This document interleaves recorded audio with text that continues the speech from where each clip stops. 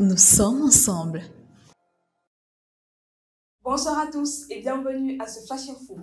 39e journée mondiale de l'habitat, top départ des activités à Bafoussam. Les populations de Bafoussam ont massivement pris part hier lundi 30 juin 2025 à la marche inaugurale de la 39e journée mondiale de l'habitat.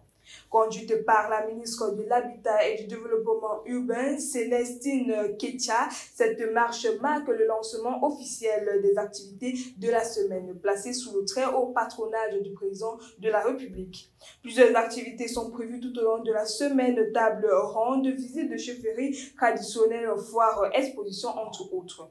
La cérémonie de lancement national a été présidée par le Mindoum en personne en présence des autorités administratives, traditionnelles et municipales. Démission du ministre Nana Aboubakar du gouvernement camerounais. Dr Nana Aboubakar, ministre délégué auprès du ministre de l'Environnement, de la Protection de la Nature et du Développement durable, a officiellement démissionné hier le 30 juin 2025.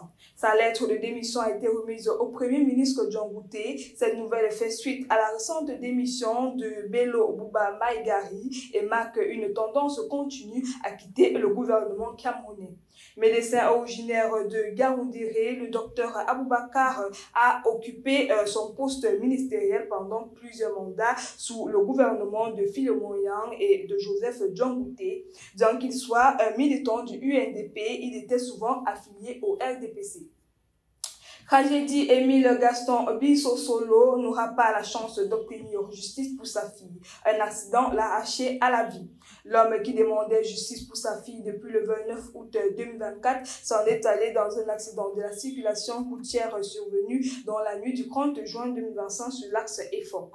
Émile Gaston Bissosolo, expert en communication, s'éteint ainsi sans jamais perdre espoir de faire la lumière sur le départ tragique de sa fille Orphée, morte à l'âge de 5 ans après avoir été kidnappée, violée et tuée au quartier Bonapriso.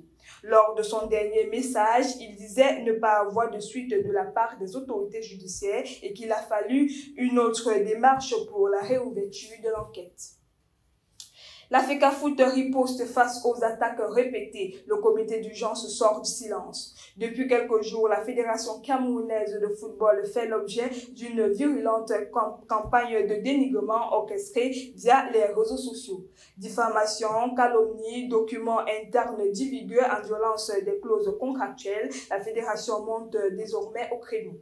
Le comité d'urgence rappelle que la FECAFOOT est une association bien régie avec des audits réguliers menés par des cabinets de référence et un fonctionnement conforme au statut depuis l'élection de l'exécutif en décembre 2021.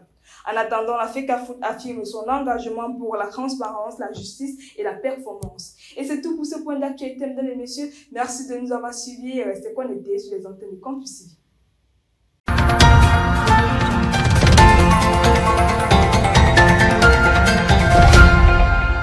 Campus TV, nous sommes ensemble.